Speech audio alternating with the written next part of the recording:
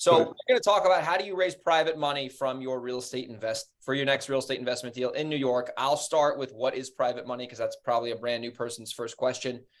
Private money is not hard money. So a lot of hard money companies will advertise they're a private lender, right? And that's a kind of a bait and a switch, in my opinion. My definition of private money, my own, and this could be arbitrary, is basically a non-institution who's generally a associate of yours, whether that's a family, a friend, a rich uncle would be family, your friend on Facebook, some private party, either their own cash or their IRA, or maybe they have a company that they just individually own, that will lend on your real estate deal, and the terms are to be negotiated. So there's no hard and set fast terms. It could be however long, the interest rate could be whatever the investor wants, whatever works for you.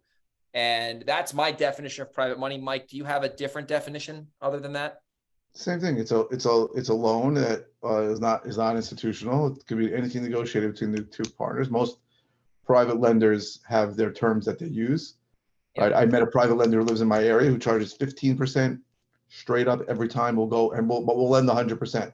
And a lot of people that I've sold to that used him, I guess maybe he's a hard money lender, but they just take his terms and that's fine. Anything could be. Does he get payments on the back end, or is he a front end guy, a monthly guy? It's a good question. I don't know. I think he probably takes payments. Interesting. So here's a big benefit to private money if you can negotiate it well. So as a real estate investor, when you're fixing flipping houses or even wholesaling houses, if you use hard money, 99 out of 100 lenders, pretty much 100 out of 100 lenders, like typical hard money lenders, Kiavi, Lending One, Rock East, etc., they're going to require monthly payments, right? So you're going to how dare you? Sorry, whatever. Yeah.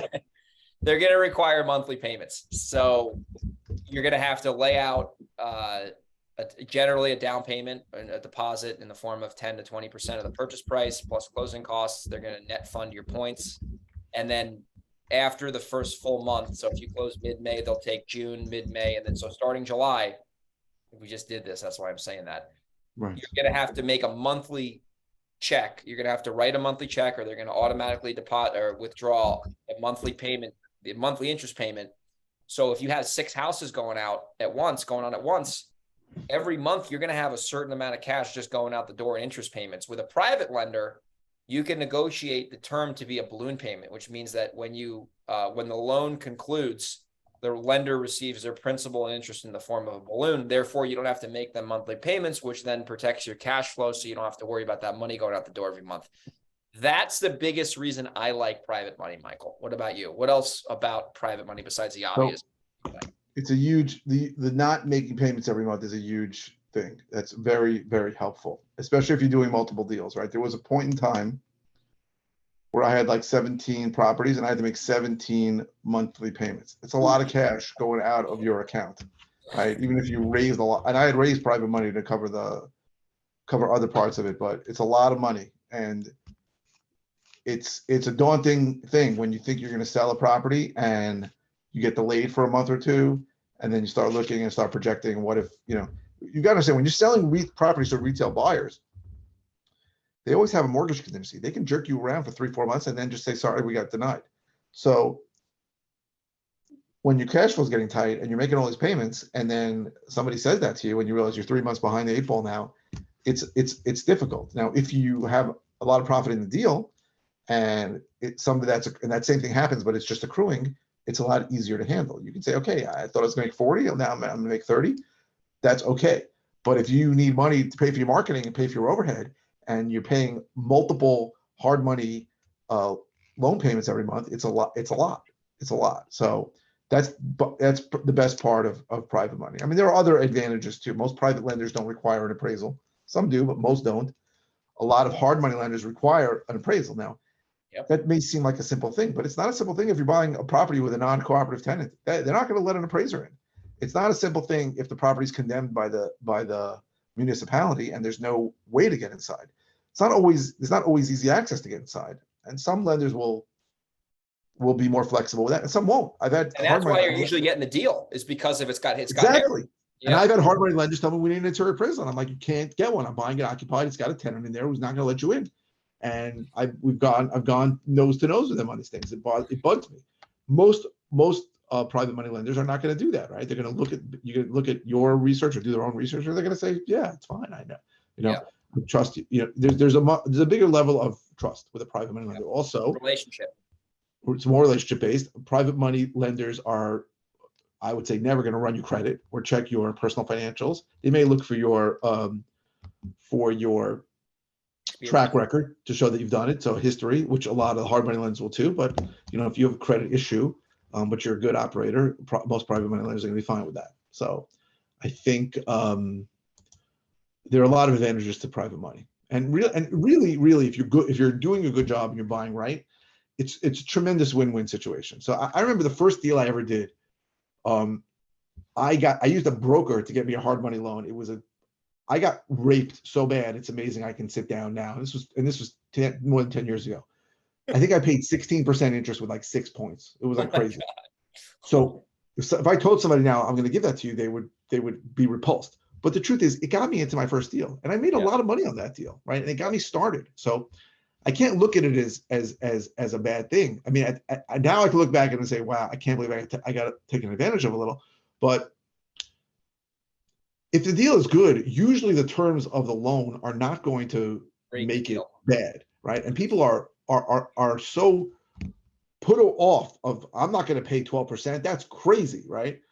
It's not crazy, right? Someone's lending you money on a property that can't get financed other ways. And if you think about the difference, what a current mortgage rate, 6.5. So if you're paying an extra 5.5% rate on a 9-month term, you're paying a few $1,000s more. It's if that kills your deal, then you don't have a deal.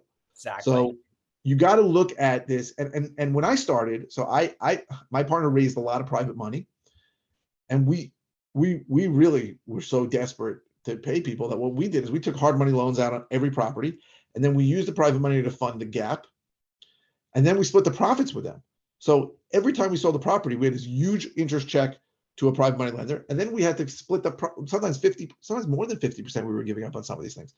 So eventually we righted that ship and stopped doing it that way. And I do recommend that if you're going to raise gap funding, and I borrow gap funds all the time now, but don't give them equity. Just pay them interest.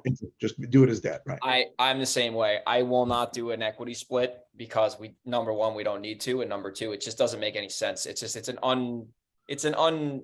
not that the incentive is not there really for the I mean, obviously they're going to perform, but it's not worth it because there's so many other people out there who will lend on a debt position. Like I've found too with private money, by getting better at it over the years, like when I first started doing the private money thing, I was a little gun shy in the sense where like I was conditioned to do hard money. So I would usually raise like 90%, and I would show the investor, I'd be like, listen, I'm going to put 10% in. I have cash. I want you to feel protected. And once I started doing that, eventually I was like, all right, I got more comfortable with it. I had more experience. And now, like, if it's a smoking hot deal, I'll raise 100% of the purchase. I'll raise all the closing costs. I'll raise the entire rehab.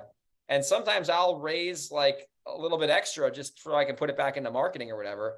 And I have no problem doing that now if the numbers make sense, because now I just got all my cash back. I don't have a payment to make the guy. I can do the right work with the right contractor, with the right permits, and I'm good for a while. And our mutual friend Jeremiah has gotten exceptional. He's one of the best I've ever seen at doing private money. He's a master at it. And that's how he's been able to scale his business, is because he was doing this hard money thing and he grew his business, and he's like, I need to go private. And he, took action and ended up doing that. But it allows you to stay in control of your cash flow, because like if you have, like those monthly payments coming out, it really fucks you up. But like, I know on some of these, and sometimes there's a private lender actually from Long Island that I'm going to pay him 14% with a 4-month minimum. Right. So, and we'll get into that in a minute.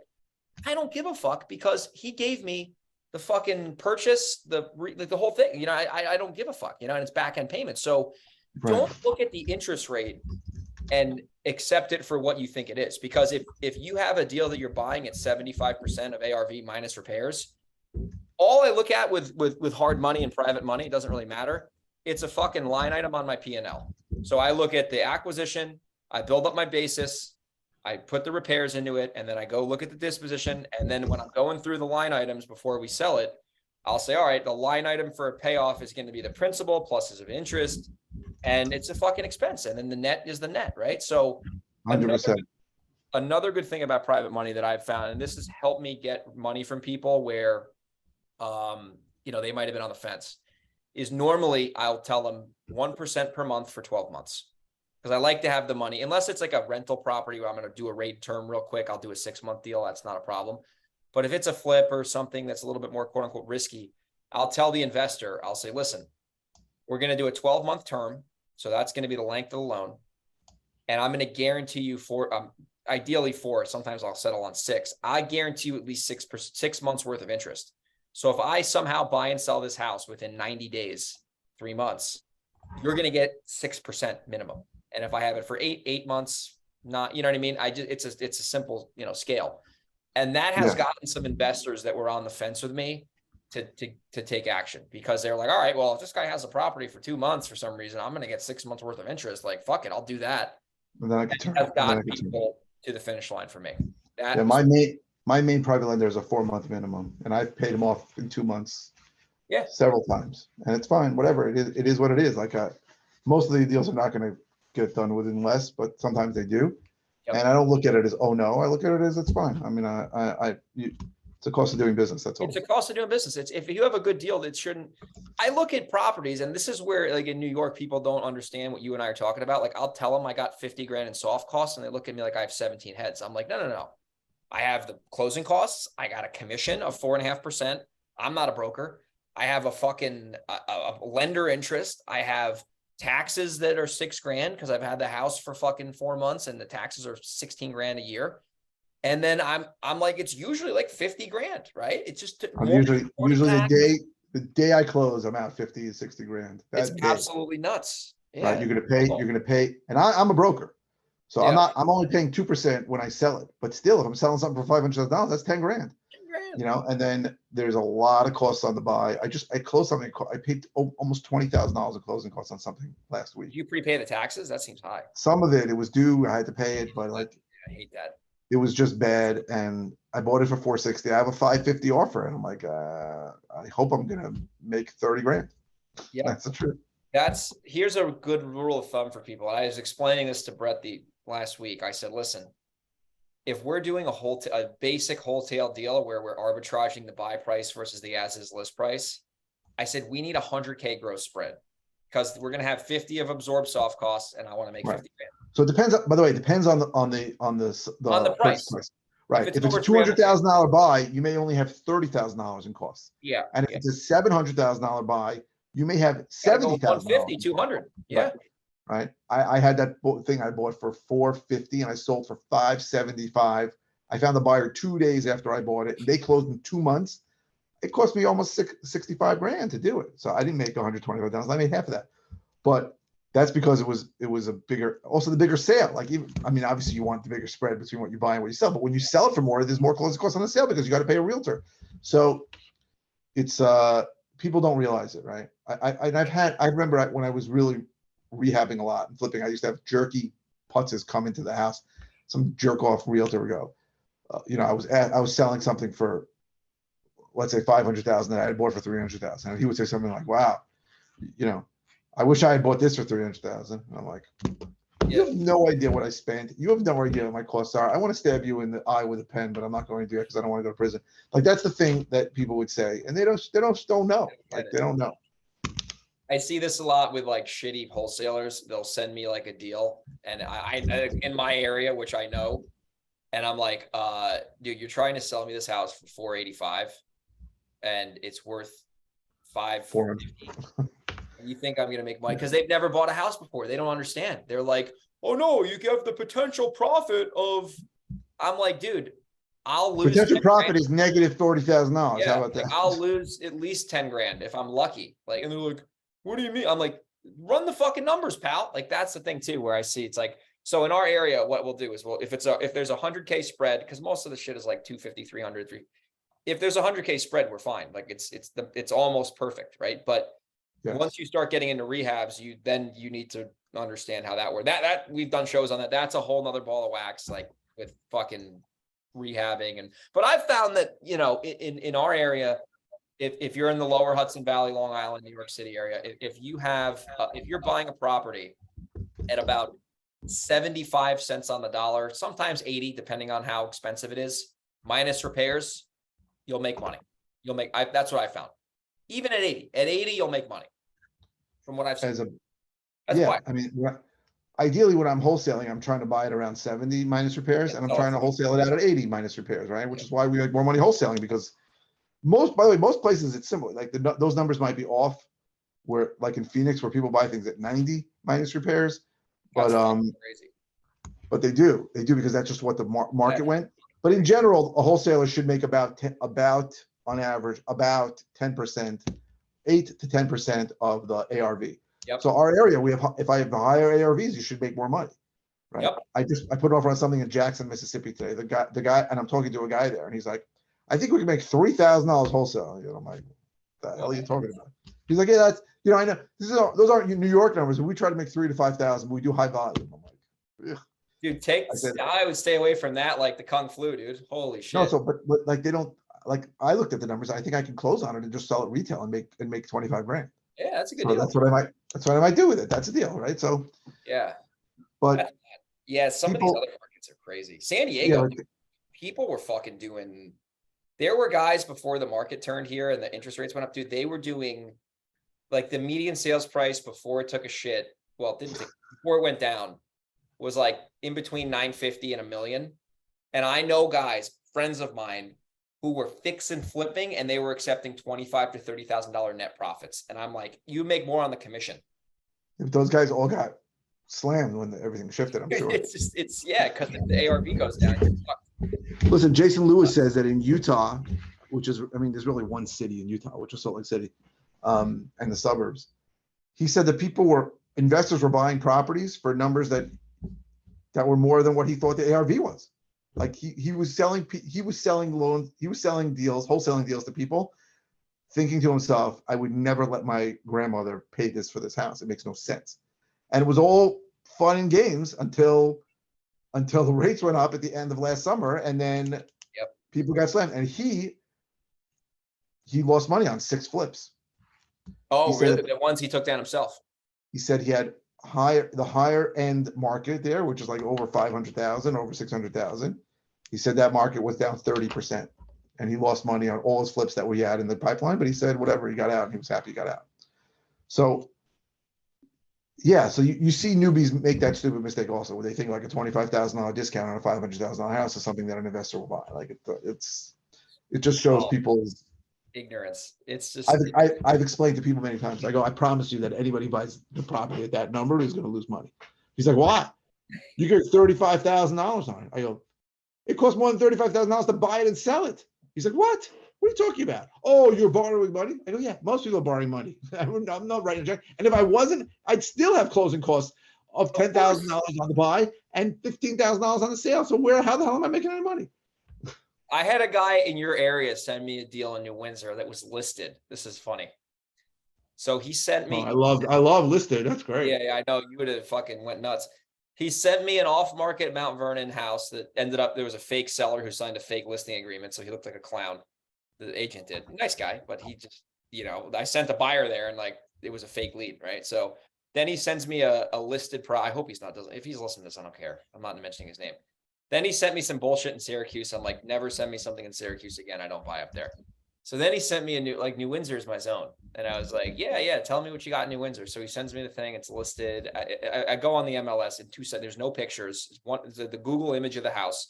It's listed for $217. I hope no one can reverse engineer this. And I'm like, this is like the perfect rental area. And I said, listen, pal, I don't want to burst your bubble here, but this has been on the market for like 115 days and it's not worth what you're trying to sell it for. And he's like, and I'm like, I can give you an offer. You're going to be offended. Your client's going to be offended. So I offered him like $100,000 or something like that. Cause like I could do that as a rental easily. And, he was kind of giving me a hard time. And I'm like, dude, this property, like something I learned from you, Michael, to make this a commercial about you, cause you're so awesome, is real estate. Listen up, ladies and gentlemen. Real estate's a function of price. The MLS is a very efficient market. Dude, I have that tattooed in my brain. It's true. If something is on the market, especially with the limited supply that we still have in 2023, if it's priced right, it will sell because of the efficiency of the market. So anytime I see a listed property and it's on the market for more than like 70 days or even fucking 40 days, if we're being honest, it's not priced right and it's not going to sell. Let me tell you something. If I see it on the market for 20 days, I assume it's not worth that, right? It may be close, but let's say it is worth that, right? So I once in a while, people still send me a listed property and they go, hey, this property, and I go, it's listed. So they go, so it's listed below market. I said, no, it's not. It's listed at market and no one's buying it. He's like, well, I think it's worth $150,000 more. I go, then why wouldn't anybody buy it at that price? No, now sometimes there's a good answer. Once in a while, there's a good answer. Like someone just showed me, it's a short sale, weird property, and it's got uncooperative tenants, so nobody can get inside. So then maybe that's something, right? Fair. Or it's some kind of crazy situation where there's no access. Then maybe. What really rare case. Very, very rare that will happen. But I've explained to so many people. I go, if it's listed for the current value, it's not worth the current value, and I can't pay the current value, right? I can't pay what it's worth, right? If I pay what it's worth, I lose money every time. I have to buy it at a significant discount from what it's worth. So what do I know? I know it's not worth what it's being listed at. I know I need it for significantly less. And if the owner has an asking price in his mind, it's very, very rare that an owner is going to say, I'll take 70% of what I've been asking, because that owner expects to get close to what he's asking. That's just a fact. So do I want to work on reconvincing a seller that what he's asking is 30% higher than what it's really worth? I don't want to do that. I don't. Now, I get calls from people all the time, or leads that come in where a property is listed, and they're like, well, I want to ditch the realtor. My realtor sucks, and tell me what you can pay. And I say, I can't pay anywhere near where it's listed. Well, what do you mean? It's really worth more. And it's a horrible exercise. That happened today. It's an exercise in futility. It really is an exercise in futility. So, and I tell this, and I have to educate people all the time about this, that people who get into this business and start looking for listed. What was the topic of this anyway? What was it? Private money, but this is relevant. Okay. I have to educate people all the time, and people, as many times I tell them, they still do it because they just don't want to do the hard work to talk to off-market sellers, and they go after listed properties. Yep. I have people literally come to my RIA every month and tell me about a listed property and why this one's going to work out. And I tell them every time, I go, you're not going to make money in this business on properties that are listed. You're not. Yeah. I'm not saying I never bought a listed property. I'm not saying there isn't a listed property. I've done a few of them. Right. Rare. I'm not saying there isn't a listed property out there that you can't make money on. I go, but you are fishing in red waters instead of blue waters. You need to do the hard work. Well, because that requires rejection and marketing skills and sales skills. But you know what I'm finding out now as I analyze this? I always thought that people didn't want to make the calls to sellers because they were afraid of rejection. What I'm finding more is that people are afraid of a seller saying, yeah, I want to sell. And they're afraid that they don't know what to say to them. And they're afraid that they're going to lose their $120,000 deal because they don't know enough. And that they're afraid of that. And I have to convince, and I have students like this, and I have to convince them, I go, you do not have to worry about that. If the seller has a significant problem and you follow the script and you get that information, I promise you, and they ask you something you don't know, just say you don't know, and you'll be fine. You will still be able to buy that deal. So people are afraid of both ends, right? They're afraid of getting told to die in a fire, like I was told, and they're getting afraid. They're afraid of somebody saying, "Yeah, yes, what's your offer?" And they're like, "Here's a solution to that." Hang up. Just hang up. It's like the girl's like, "I'd love to go on a date with you. By the way, my parents aren't home tonight." And they're like, "Oh." What do I do? I can't do this. What are you doing, bro? You got to lay up. People are afraid of both ends, right? And when I coach people, I really have to hold their hand mentally and say, do not worry about the rejection and don't worry about the acceptance. Don't worry about what people actually say yes when they want to sell, because you're not going to lose that $1 million deal, right? No. If you're like, well, if I just call this guy in a year when I know more, then I'll get the deal. They have the Michael Pinter JV, the flagship Michael Pinter JV program to plug into for that. They would be foolish to not do that. I mean, shameless plug for your JV program, because it's like, you got a fucking guy who knows what they're doing and they'll help you. And that's the beauty of the JV relationship. It's like, You can do the work. I have the knowledge and the money. Let's put 2 and 2 together and we all make some money. And they'll learn. And I had a guy, I'm totally blowing myself right now. I had a guy, you might know him. He's a great guy. Not going to mention his name. He actually, I was on the phone. He helped me with a permit in Poughkeepsie because he lives there. So I needed him to drop off the application and the drawings. And I was like, just talking, he started in like 2020. And he's like, Greg, I got to let you know, I'm about to make $100,000 on a wholesale deal. And I got to thank you for a lot of the help you've given me over the years. Because he was a timid, new investor. He's about to make 6 figures on a wholesale deal. And he's like, I appreciate you being like my unofficial mentor. And like that felt better than me scoring a $30,000 rip. Just being able to like make a difference. And like, cause I showed him through experience. Yeah. You changed the guy's life. You changed his literally. life. Yeah. It's yeah. amazing. Together. Yeah. I get more joy out of making $30,000 on somebody's JV deal, on a $60,000 JV deal where I'm making 30 than I would making the 60, because 60. It changes everybody. It changes their whole belief system and makes them much happier. Exactly. Well, that's private money lenders / a little bit of closing costs / a little bit of everything MLS shit. So obviously you got value from today's show. If you didn't get value, get out of our podcast. We don't want you to listen to us. But if you did get value, leave us a review, share the show on social media, and we will see everybody on the next episode.